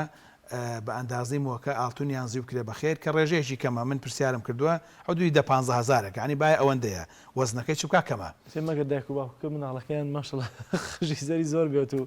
زۆری تێبچێگینا زۆر کەمایی هەمن بخۆم پرسیارم کردو لە زیو فرۆشەکان 15,000 زیاتر نییە 10,000 بکەن بەخێر لەبری ئەوە تر ئەبێ ئەگەر نەچن وەزنیشیکەی ناخۆی سونەتە وەزنیکەی بە زیو بە تایبەتی ئەنجا بیکەی بەخێرە و ئەندازەیە ئەمە ئەنجا پاشان ئاڵتون نابێت زۆر لە دایک و باوکان ئاڵتونەکەن ئاڵتونیش ئەبێ ئاڵتونیش ئەبێ ئینسان بتوانێت ئاڵتون چکار بۆ ئەمە ئیسفادێ بۆ فقەرا بۆ محتاجەکان بۆ ئەوانەی کە محتاجن یعنی هەر ئەدێتە بۆ ئەنجارێککە جیاوازی هەیە بۆ کوڕ زی و بێت و بۆ کچ ئاڵتون نەخێر خورمانەوەی من سێرم کردو زیاتر زیو هاتووە زیو هاتووە دووشی ئەبێ بەڵام ئاڵتونش و زیوژێ بەڵام زیاتر زیو ینی بۆی زۆر قرس نەبێت سە خەڵک تەماگەڵێن هەر ئاڵتون ڕەنگە قرس بێ لەسەر هەیە مادام کچە ئاڵتونی بۆکە مادام کوڕە زیوی بۆ ئەوە عرف و عادەتی خەڵکە ئەینا لە شەرع ئاڵتون و زیو بۆ کوڕ کچ فەرقی نییە و تایبەتی زیو هاتووە ئەنج پاشان سونەتێکی تر بریتە لە ناونان ناونانیش لە حوتەمی ڕۆژە تەبعەنەوە سونەتە حوتە لە سەرەتاشەوە ئەبێ لە مناڵە بۆ لە سەرەتاوە ناوی ناوە یەکەم لەحظە بەس دوایژە بێ لە حوتەمیشە بڵێ هەیە خاتە چواردەش جا عرضت کەم تەبعەن لە ئەمە ڕاستیمان لە حوتەم ئەوە سەرەتا گوتمان دەمشیری کردو بانگ و قامەتەکەیە لە حوتەمی ڕۆژە ئەنجا سونەتە ئەو سەری بۆ بتاشرێت چاک بکرێ بە ئەندازەی وەزنەکەی گوتمانیانی بکرێ بە خێر و پاشان ئەنج ناوی لێ بدرێ ناوێکی جوان تەمەن لە شەرع ناو دیایی نەکراوە ناو دیایی نەکراوە بڵێن فڵان ناو بەڵام گرنگە معنایەکی جوانی هەبێ معنایەکی جوانی ئێستا بۆ نەگەر سەری سەحابەی کڕام بکەین ئەو سەحابانە ئەگەر ناوەکانیشان ناخۆش بوو بێ معنایەکی ناخۆشی پێ سەلەم ناوەکەی گۆڕیون ئێستا مەسەن عاسی یعنی سەرپێچی کار یعنی خۆ بەدەستەوە نایە پێ ناوی گۆڕیوە بۆ نمونە گۆڕیوێتی بۆ ئێستا تۆ مەسەن سەحابە زۆر سەحابە ناوی سەعید بووە سعید ئەگەر تەرجەمەکەین واتە بەختیار یعنی بەختیار ناوی جوانە عەلا کولین ئەو ناوانەی کە معنایەکی جوانیان هەیە ئەوە لە هەمووی چاکترن بۆیە کە زۆر ئەگوترێ باو باپیر ئێمە ناوی پێغەمبەران و ئەوانان دانا لەبەر ئەو ناوانە هەڵ بژاردە بوون هیچ پێغەمبەرێک نییە ناوەکەی معنایەکی ناخۆشی هەبێ بۆیە و ناوەکانی خوا تەبعەن کە عەبدی پێوە بێ لە هەمووی گەورەترە عەبدوڵڵاه عەبدوڕەحمان و هەموو ناوەکانی خوا ئەو ناوانە هەموو مانای جوانیان هەیە دێنە سەر ناوی پێغەمبەر هەر ناوەکان هەڵبژاردن هەموو ناوەکان هەڵبژاردن دێ سەر ناوی سەحابە ناوی سەحابەش معنای ئەوەیە کە ئەو سەحابە لەگەر ناویان خراپی پێ ناوەکەی گۆڕیون بۆیە ئەوە ڕیزبەندیەکەی ئاینا ئینسان ئەگەر هەر ناوێک معنایشی خۆشێ بێ بزوو بەداخەوە زۆر خانەوادە ئەچین ناو لە مناڵەکەیانین ناوێکی سەیر و عەجیبە هێنێ بەس لەبەرەوەی کە نییە یعنی لە ناو کۆمەڵگاکەمان ئەو ناوە نییە کە لە یەکەوە هەر معنای نییە ینی معنایکی زۆر بێمعنای هەیە ینی بۆیە با نەگەڕین بە دووە ناوی غەریب و عەجیبە با بگەڕین بە دووە ناوێک کە مانای جوانی هەبێ وەسبەنێ ئەو مناڵە گلەیمان لێ ناکات چونکە ئەو مافی مناڵە سەرمان ڕاست ئێمە شکری خوا ئەکەین سپاسی خوا ئەکەین بەم سونەتانە جێبەجیانەکەین لە هەمان کاتە ئەمە مافی ئەو مناڵەیە کە ناوێکی جوانی لێ بنێستبێنێ فەخری پێ بکە ئەو مناڵە بەو ناوە کەیف خۆش بێت دڵخۆش بێ نەخوا نەخواستە ناوێکی وا بێ کە یعنی سبێنێ پێی دڵ ناخۆش بێ ئەنجا دێنە سەر سونەتێکی تر بیتە لە گوێ زەبانەکان حوتمەکە طبعا لە عەرەبی عەقی پێگوترێ لە کوردیا گوێ زەبانەی پێگوتیان حوتمی پێگوترێ حەسەنە گوێ زەبانە حیوانەکە نییە بەعام بریتە لەو مەراسیمی کە جێبەجێەکەین بەسەنەڵە فڵان مناڵ گوێ زەبانی بۆ کراواتە لە حوتەمی ڕۆژە ماڕاستی بۆ جێبەجێ کراوە گوێ زەبانە گشتیە بەڵام کاڵێن حوتم بریتە لە حیوانەکە ئەبێ ئەم حیوانە بۆ قوربانی بشێت چۆن بۆ قوربانی کۆمەڵک مەرجی هەیە بێ ئەو حیوانە بەو شێوە بێ یان مەڕیان بزن بێ مەرجەکانی ئەوی تیاابێ ئەنجا تر سەر ببڕدرێ ئەم حیوانە کە سەر بڕا ئیتر ئەکرێ بە یەک دوو شێوە مەسەرەن خۆی ها سونەت دوایە ئەمە سونەتی شەرعی ئەمەیە کە ئێسقانەکانی نەشکێندرێ و هەروەها بکڵێندرێ ئەنجا بۆ خەڵک بنێردرێ چۆن ینی ماوەسە ئێسقانەکانی نەشکێن لە جومگەکانەوە زیاتر لێ بکرێتەوە ئەمە ڕێی بەشێک لە زانانە بەشێک لە زانان ڕێیان وایە دیارە بەڵگان هەیە کە بەز لە جومگەکانەوە ینی بە پارچە پارچەیی ئەنجا بۆ کوڵێندرێ کە کوڵاندرا بۆ خەڵکی بنێردرێ بۆی کە کولفەی کوڵاندیشان لەسەر نەبێ ئەمە شەڕع ئاوای پێچاکە بەڵام تاوان بە شێوەی ئێستاش کە ئابێ بۆ نمونە یاخود مەسەن خەڵکی بۆ بانگەکرێ وەکو ئێستا لە ڤیدیۆکە بینیمان مەسەلەن خەڵکی بۆ بانگەکرێ یاخود بۆ خەڵکی بنێری هەموو ئەمانە ئەبێ بەڵام دیارە ئێستا عورفی ئێستا یان خەڵکی بۆ بانگە ئەکرێ یاخود بۆ خەڵک ئەنێردرێ بۆ فەقیر و هەژار و ئەمانە کە هەردووشی چاکە یعنی بەس ڕەنگە زۆر جار ئێمە شتێک گرینگە من لێرە ئێستا من لە ئێستا گەلێن پرسن بڵێ مامۆستا خەڵک بانکەنیان بۆ فەقیری بنێن نەڵێن بۆ فەقیری بنێرن چونکە زۆر جارە و کەسێک کە خەڵک بانگەکە زیاتر بەس پیا و بانگەکە یعنی زۆر جارێکە ماچین کابرا دە 15 پیا بانگەکە کە پیا و زۆرترین لە شوێنان ئیسفادەیەکە و خواردنە خوا و ئەچێتە دەرەوە و بەڵام زۆر جار ژن و مناڵ مەسەلەن بەتایبەتی سا خەڵک هەژارە گۆشتی حیوانانی بۆ ناکڕێ یعنی زۆر جار ئەوانە مەحرومن بەڵام تۆ گەر مەسەلەن 10 کیلۆش بێ هەر ماڵی کیلۆشی بۆ بنێری هەرێکە ڕەنگە 5 کەس بیخوا مناڵی خوا گۆشتەکەش بنە کوڵاوێ کێشەنی بەڵێ کوڕانەکەەوە یعنی وا بووە سنت بۆ بەڵام ئەگەر وەژ نەکرێت احتیاج گرنگە حیوانەکە سەر ببڕدرێ ئەگەر ئێسقانیش بش ئەوی کوتمان ئەگەر پارچە پارچەش بکرێت لە جمگەشۆنە بێ هەر احتیادیە بنێردرێ بۆ خەڵیش ئاسایی یعنی هەموو ئەمانە گرنگ ئەوەی حیوانە سەر ببڕدرێ کە سوپاسی خوا ئەکەینە سەر کە خۆی تەعالا ئەو نیعمەتەی پیاوین کە مناڵە جا ئەمە تقریبا ئەمەش بەسەر حیوانەکە بە هەردوو طریقەکە چ خەڵک بانکەی چ بێنێری بۆ فەقیر و هەژار دروستە ینی بە هەردوو بارەکە دروستە زۆر باش خۆی کۆمەڵێک پرسیار هەیە لەلایەن زۆرێک لە بینەران و خەڵکەوە زانیاریان لەو بابەتە بە تایبەتەوەی بۆ ناگەر منداڵێک بە مردووی لە دایک بێت دەگونجێت عقیقی بۆ ئەنجام بدرێت بەڵێ سنەتە هەر مناڵێک بەس یعنی نیشانەی ژیانی تیاابێ نیشانەی ئینسانەتی تیاابێت طبعاً ئێمە مانزانی لە ناوسکی دایکە بە مەرحەلە مناڵ گەشەکاوە نیە وەکو لە حەدیث شاهروای و لە عیلمی شاوایە سەرەتا پارچە خوێنە و دوای ئەوە گەشەکە بێتە مناڵ هەر کاتێک کە بوو بە مناڵ بوو بە ئینسان ئیتر گەورە بچووکەوە چوارپەلی دەرکرد بەڵێ بوو بە ئینسان ئەم بە ئینسانی لەدایک بوو هەنی بە مردووی لەدایک بوو ئەوە تر ئەو کاتە بەڵێ سنەتە ناویشی لێ بندرێ و حیوانشی بۆ سەر بردرێ یعنی ئەو حوتمە هەر سنەتە بۆی بکرێ ئەگەر بە مردووی لەدایک بێ بەس گرنگەوەیە پارچە خوێنوانە نەبێ ئینسانێک بێک لەدایکە بێ ئەمە تا چەند ڕاست نازانم فەرمودەیە دەوترێت ئەگەر ئەو عقیقەی بۆ ئەنجام نەدرێ و منداڵە لە ڕۆژی دواییدا شەفاعەت بۆ دایک و باوکەکەی ناکات طبعا جا ئەم باسیێمان نەکرد طبعا عقیقا یەکێکە لە مافەکانی مناڵ لەسەر دایک و باوک یەکێکە لە مافەکانی مەڵە سەر دایک و باوک وەکو مافانی تر باسمان کرد دیارە مناڵ مافی زۆر لەسەر دایک و باوکی هەیە کە یەکێک لەوانە زۆر گرینگە یعنی پێش وەڵام ئەوەمەوە یعنی تربیەکردنیی پەروەردەکردنێکی بە جوانی پەروەردەی بکەیت چونکە خۆی تعالی فەرمێ قو ئەنفوسەکم ئاهلیکم نارا ئەی ئیماندارانە خۆتان و ماڵ و منداڵتان ئەجانم بپارێزن نەک هەر خەمی خۆمان بێ ئەبێ خەمی مناڵەکانیشمان بێ بۆیە ئەمە ئەساسە ینی پەروەردەکردنی مناڵ ڕەنگە لە پێش ئەوانەشەوە بێ جا عەلا کولین طبعا عقیقە یان حوتم حیوان سەبڕینەکە یەکێکە لە مافی مناڵ لەسەر دایک و باوکی تا 15 ساڵی طبعا ئێمە گوتمان لە حوتەم ڕۆژ ئاسوونەتە حوتەم ڕۆژ چاکترینەکە بۆی بکرێ ئەگەر نەکرا لە 14 ئەگەر نەکرا لە 21 ئەگەر نەکرا لەوە دواژە بێ و هەتاوەکو مناڵ باڵغە بێ سنەتە دایک و باوکی بۆی بکەن یعنی ئەو کەسە سەرپەرشتیەکە ئەو بۆی بکە بەڵام کە باڵغ بوو لەوە دوا بەڵام کە گەورە بوو ئیتر ئای دایک و باوکی نامێنە بەزە و حەقە هەرەمێنێ بەشێک لە زانانە فەرموون سنەتە هەتا مردنی دەتوانێت خۆی بۆ خۆی بکە حتا مردن ئەتوانێ بیکە ینی مەفتوحە ئەنجا ئەو بەنسبە ئەوی کە جەنابەت باست کرد حەدیثێک لەو بارەیەوە طبعا ئێمە فەرمایشتێکمان هەیە پێغەمبەر فەرمێ كل مولود مرهون بعقيقته يذبح يوم سابعه ويسمى يحلق أفرمي همو مناڵێک بارمتەی حوتمەکەیەتی چۆن تۆ مەسەن پارێک دەی بە کەسێک لە متمانەی ئەو پارەیە مەسەرەن خانوێک سارێک لەلا دائانێ شتێک دائانێ وەکو بارمتە ئەویش وایە واتە مافێکی گرنگە جا لە شەرحی ئەم حەدیثەیە زانان جیاوازیان هەیە کە ئایا معنای چێک لە معناکانی ئەوەی کە جەنابەت دەڵێ لە قیامەت تا ڕەنگە ئەگەر ئەو مناڵە بە مناڵی بمرێ ڕەنگە شەفاعەت بە دایک و باوکی نەکا ئەو ئیسفادە لێ ناکەن یاخود ئەمە مەقسەدی ئەوەی حەدیثەکانی حەقێکی زۆر گەورەیە دایک و باوکی کە ئەوەی بۆ جێبەجێ بکەن شکرانەی خوا بکەن ئیتر عەلا کولین بە چەند شەرحێک یان بە چەند تەفسیری ئەو کەلیمەکەەوە کە ئەفەرمی هەو مناڵێک بارمتەی حوتمەکەیەتی هەتا بۆی نەکرێ هەر بارمتەی ئەو شتەیە ینی هەر ماوە لەسەری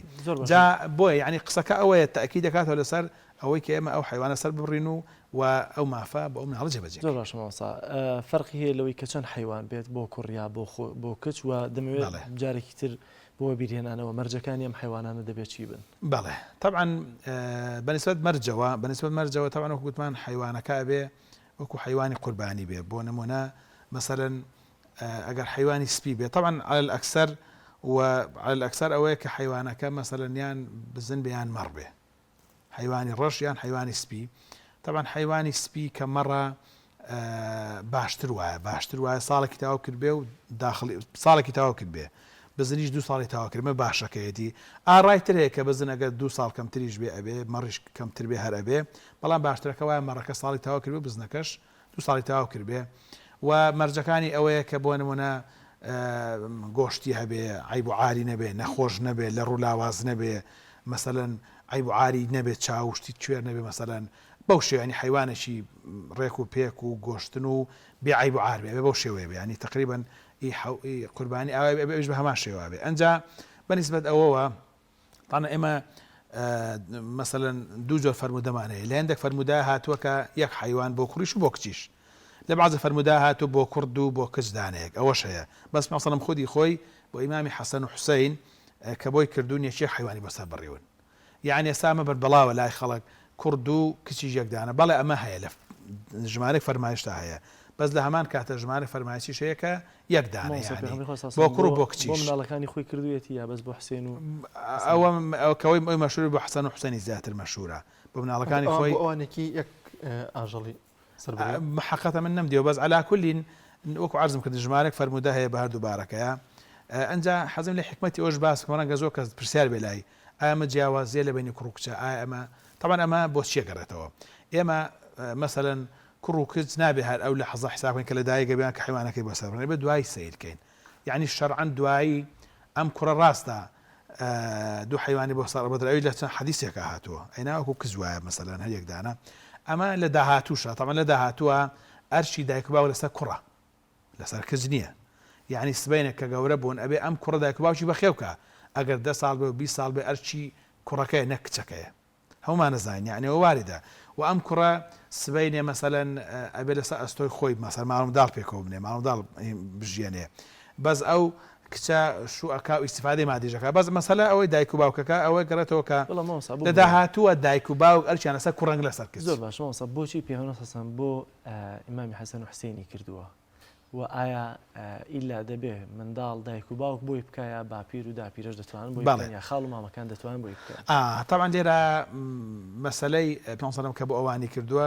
هێندێک دەزانن ئەڵێن زیاتر واجبە لەسەر باوک ئەوەی کە نەفەقەی چێ نەفەقەی مناڵەکە لەسەر باوک ئەوێ باوک بۆی جێبەجێ بکە بەڵام زانان ئەو حەدیثان کردو بە بەڵگا کە هەر کەسێک سەرپەرشتی مناڵەکە بکە یا هەر کەسێک کە بۆی بکە احتیاجە دروستە ینی هەر کەسێک بۆ مناڵەکە بیکە جا باوشێتی باپیرێتی خاڵێتی مامێتی ئاساییە یعنی ئەکرێ بە تایبەتی ئەوەی کە سەرپەرشتای مناڵەکە چونکە جارێ مناڵ باوچی نییە وەنێ باوشی لە پڕتا وەفات دەکا و ئەنجا مناڵەکە لە دایکە بێ یاخود جاری وایە مناڵەکار بۆی نەکراوە باوچی وەفاتی کردووە یعنی کەسێک کە بۆی بکە احتیاجە واتە مەفتوحە حەقی یەکەم لەسەر باوچێتی ئەگەر باوچیشی لە ئارا نەبوو ئەوەی تر غیری ئەوش دەتوانێت بۆی جێبەجێ زۆر لە کاتی وعفو یعنی ئەگەر خۆی گەورەش بووکو زانانە فەرمونون لە دو 15 ساڵەوەتر ئایدی خۆیەتی ئەتوانێت خۆشی دوای کە گەورە بوو جێبەجێکە لە کاتی قوربانیکردنا زۆر جار کە ئاژەڵێکی گەورە سەر دەبڕێت لەوانەیە ئەو کەسە نەزانێت یاخود شارەزانە بێت نیەتی ئەوەشی لێ بێنێت کە ئەمە حوتەمیشەیان ئەخیقی ئایا ڕێگە پێدراوە لە هەمان کاتە ئەو ئاژەڵە گەورەیە بۆ قوربانیش و بۆ ئەوەش بێت طبعا ئەمە لە بینی زانانە ڕەئی جیاهەیە جارێ ئەتوانین بڵێن بەشێک لە زانان ڕیان وایە کە بە حیوانی گەورە حوتمار ناکری هەندێک لە زانان ڕێیان چونکە پێ سەلەم زیاتر حیوانی بشکۆلە کراوە و باسی ئەوە کراوە و ئەڵێن لەبەرەوەی کە ئەم حیوانە وەکو بڵێ